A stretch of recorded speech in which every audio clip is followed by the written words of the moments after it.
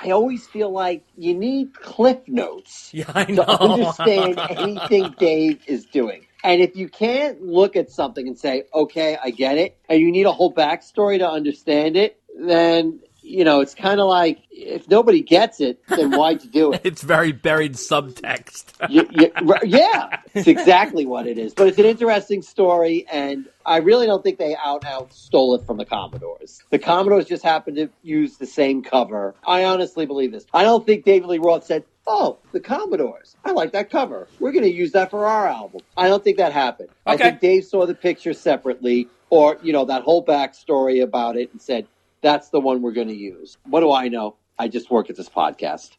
Okay. So letter number 5 comes from, ready for this, Dave? Another one.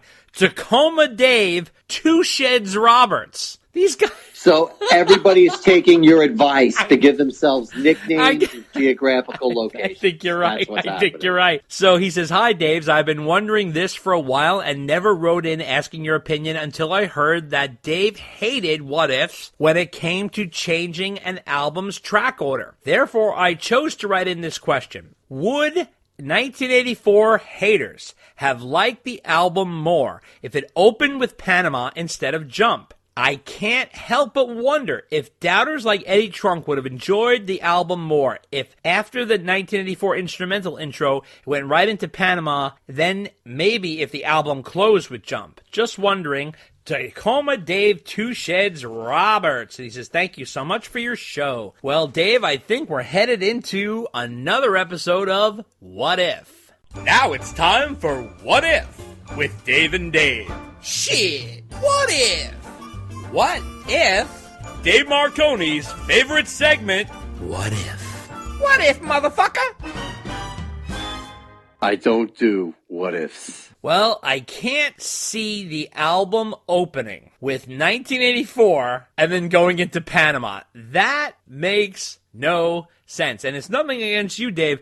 It's just 1984 so easily segues into Jump the way it ends and then starts with the keys to Jump. And as far as I'm concerned, I thought it was a genius opening to the album because 1984 is sort of this ominous, really new agey, wild sounding. Where is this record going? And then it goes into Jump, which is sort of this fireworks explosion. I love the sequencing on this album. I think it's phenomenal. In fact, it's one of my favorite sequenced albums of all their albums. So I have no complaints there. I don't really see that working. However, I understand your point there. I know what you're saying because you're saying like Eddie Trunk has made such a big predicament about, oh my God, I put this album on and then I hear Joe, what is this? Is this my band? I mean, and he was all, I understand the whole thing about it, but Jump, it's proven itself to be a legendary song. Not only was it a popular song of the 80s, and it was a huge #1 track in 1984. Okay, it defined that whole decade. It's become an iconic song. It's become a legendary song. It's an anthem at this point, and it has lasted for generations. It's timeless. I don't care what Eddie Trunk says,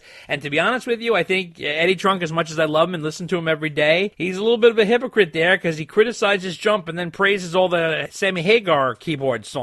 I don't understand that. He has no problem with that, but he's got a problem with Jump. It doesn't make any sense. He likes to suck up to his buddy Sammy. That's why. Yeah, I know, but listen, you can't make that decree in front of all those rock fans and then turn around and be like, oh, but Love Walks In is great. It's like, I don't understand that. Listen, I understand like what Wolf says. I think Wolf explains it best. He says, hey, listen, my dad was exploring some of the melodic side of his writing. I understand all that. I think it worked. If you look at the body of Ed's work, it's pretty incredible. However, one thing I like about 1984 is, everybody talks about the keyboards. 2 songs. I'm not even counting 1984. It's an opener. You just look at the songs. 2 of them had keyboards. The rest, it was rocking on fire, the rest of it. I don't understand anybody's complaint. 2 songs, and yes, you're right. They were the first 2 singles, for sure. I understand that, but let's consider the context. It was 1984, and that was really the time to do something like that. And I realized,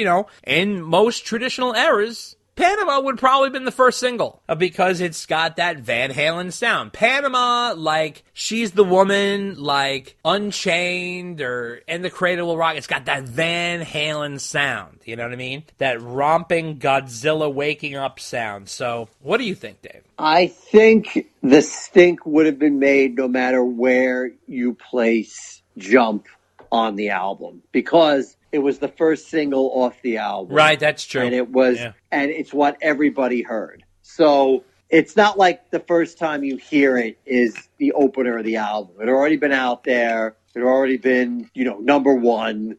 You could put it at the end. I don't think it would have changed anyone's opinion at all where it was on the album. That's all, folks. Letter number 6, Dave, comes from Kurt 5150 Snyder. From Yakima, Washington. Wow, they all got a nickname. So Dave and Dave, I love the show. Haven't missed one in years. I'd love to try to play them all back-to-back for over a week, but my wife would kill me. Last podcast, you guys talked about the Balance album at the beginning of the mailbag, quoting that the album's alternative name was The Seventh Seal. They were also going to call it The Club. The Club would have been them paying homage to Ed Loeffler, because Ed used to call the band The Club. Kurt, 5150 Snyder, Yakima, Washington. Okay, well, yes, Kurt, I had heard The Club. However, I just want to make a note, though. That was sort of just a quick idea that was mentioned at the time. Sort of like Bone was a tossed-about title for OU812, which was kind of weird. However, The Seventh Seal was actually going to be the name for the record, and it was changed because of some religious connotation. So, what do you make of that, Dave? I had heard about The Club. I forgot about that. Yeah. Thanks for the reminder. That's the great thing about this podcast. That is nice. I like that he brought that up. You can't remember everything, and people always bring up the other interesting thing. When it comes to naming an album, lots of people have ideas, and some of them last 2 seconds and other ones last for a while until somebody comes up with something better. I know with Van Halen, it's like you almost didn't know what the album was going to be called until like towards the very end when they're like, all right, we got to figure this out. I know. They always drag their feet on the titles. It's weird. Anyway, number 7 comes from Scott Everett. And he says, hey boys, thanks for the podcast as always. Last month you made reference to the Sirius XM channel and the fans trying to make it a permanent fixture. I'm leading that charge and we have over 2,000 signatures on our change.org petition. You made reference to the channel only being able to rotate through 131 songs, but if Sirius were to bring the channel back, I think that catalog would greatly be expanded by playing all the singers affiliated to Van Halen, meaning David Lee Roth, Sammy Hagar, Extreme, Chickenfoot, The Circle. They would also be playing demos and cuts from the live Van Halen albums and expanding the catalog. Maybe most important at this point in time is it would give Wolf's music a home, as everyone seems to love Distance, and it can't be found in rotation on any of the satellite radio channels. Maybe Wolf hosting for an hour makes this a realistic possibility in the near future. Again, thanks as always for giving Van Halen fans something to look forward to each month. The loss of Ed has been harder on me and the fan base, I think, than any of us could have imagined, and the podcast keeps the band alive. Thanks, Scott Everett. Well, thank you, Scott. That's a very kind compliment. We appreciate that, and our goal is to always keep the band alive in many aspects. And yes, Scott, I agree with you. Of course, the Van Halen Sirius XM channel, if it were to go forward, would definitely include everybody that you mentioned, David Lee Roth, Sammy Hagar, Extreme, Chickenfoot, everybody, The Circle. Also, I would even include to that Tribe of Judah, Talus, Montrose, Steve Vai Solo, everybody in the Van Halen family that would need to get kind of behind it too, though, allowing bootlegs and demos and different things like that. I think it would be an incredible vehicle to launch for Wolf for his solo career. But those channels that they do, very often they're very limited release unless someone gets behind it. Like the way Bruce Springsteen gets behind, I mean, he actually DJs on the channel. Now, of course, he's not driving into the city and doing DJ shifts, in the middle of the night for Sirius XM. He probably pre-records it at his studio at home. But at the same time, he puts effort into it. He talks about stories. He tells all kinds of stuff. He's got guests on there. I mean, it's really nice when they do that. So I don't know if I foresee Van Halen doing that. They're not exactly that kind of user-friendly sort of band. Hey, if Wolf takes it on, more power to him. I think he should, but I don't know if he will or not. Dave, what do you think? I'm not really a big fan of let's throw in as many related bands as we can to the main band and create a channel of it. Because, I love Van Halen. I like Talus. David Lee Roth stuff is pretty good. Sam stuff, I don't know. Some of it's all right. Some of it not so much. Mm-hmm. Extreme, I could do without that. And, so then it's like, am I really going to be listening to the channel all the time with all this other stuff that I really don't want to hear? Yeah. Now, I do like the idea of all the studio stuff. Then you start throwing in some live stuff. Bootlegs, things like that. Mm-hmm. Unreleased demos. All that stuff. That should go in the channel. Yeah. Definitely. Sure. But when you start branching out to other bands and side projects and things like that, I don't know. Because when that starts happening on some other Van Halen channels that are unofficial and are out there, I find myself turning them off because I'm like, nah, I don't want to hear that. Or you're listening to some music and now they're going to slap in a half-hour interview. Well, that's interesting, but I just really want to hear some music now. So I guess it depends what your tastes are and what you want to listen to. So I think you have to be careful what you pick for the channel. Right, that's true. Letter number 8 comes from Daryl Alber, and he says, the letter about the Van Halen A to Z on radio. A fellow Long Islander and I recall that at 99.1 LPR FM in Connecticut playing mini concerts by playing about 90 minutes of all DLR-era studio tracks, which gave the brevity of Van Halen albums. It was a good chunk of that catalog. Daryl Elber. Well, Daryl, I was referring to that letter last month. I think it was letter number 5 from Kentucky Todd. Believe it or not, this inspired me to do my own Van Halen A through Z playlist, which I'm going to post on our Facebook site for all you guys to enjoy on Spotify. So, believe it or not, I went out of my way to put that together. Can you believe that? I can. You're a good man, Dave DeBlay. You're a good man. I'm doing my best.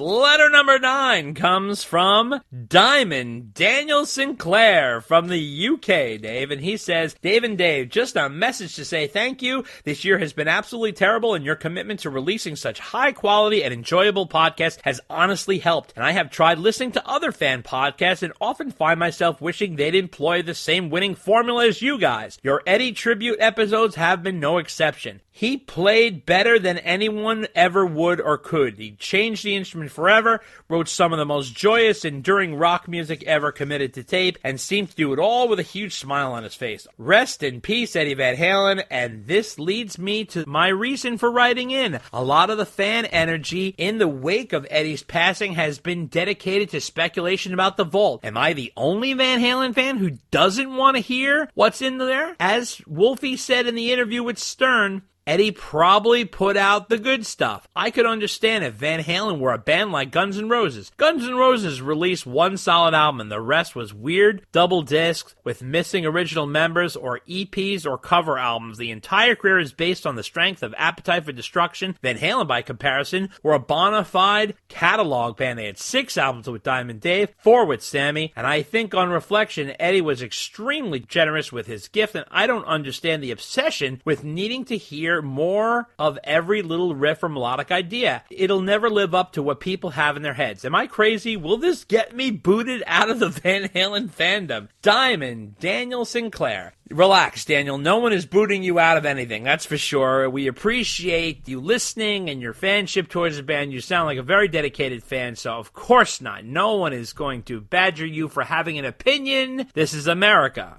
Or at least we think it is. So you are entitled to that for sure. However, I will contest that the Guns N' Roses reference, they did have Use Your Illusion 1 and 2, and those albums were fantastic, and I love them both. So there was a lot of hits off of those, and so they had more than just one album for sure. And then they also had Chinese Democracy, which definitely was more of an Axl Rose solo project, but that's besides the point. The only change in the Use Your Illusion era was the drummer. What can I tell you? However, I want to say that you do have a point. I think it's because Ed talked about how much recording he did and how much is in 5150. He has said repeated times that he has albums upon albums of unreleased material. So you can't blame the fans for being so curious, considering Eddie was a professional recording artist for 42 years and released 12 albums. Now, remember your math. You had 6 with Roth and 4 with Hagar. It's actually 7 with Roth. Don't forget a different kind of truth. 4 with Hagar, and then there's 1 with